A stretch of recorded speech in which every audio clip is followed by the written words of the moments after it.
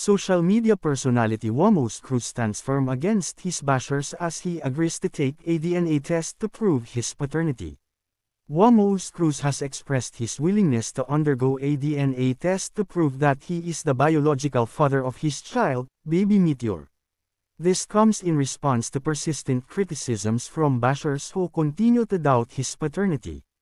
In a post shared online, Wamos boldly challenged his critics to face him with legal action if they could prove otherwise.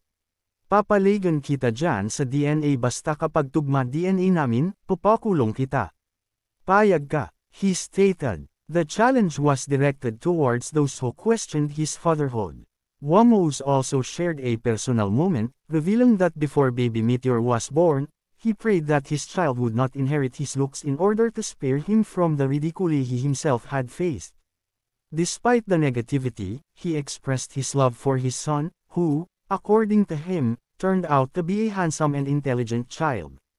Swet na lang ako dahil naging gwapo ang anak ko at may maipagmamalaki ako sa tao na kahit gaano man ako kapangit, napakatalino, mabait, at gwapo ng anak ko.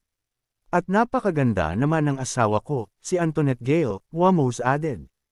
Despite the constant bashing, Wamos showed no bitterness. Instead, he conveyed a message of forgiveness and good wishes for his critics.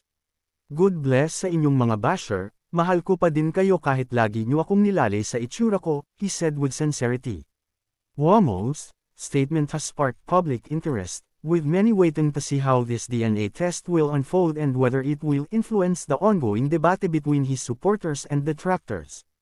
His bold move has shed light on the challenges of dealing with online negativity, while also showing his determination to stand by his family.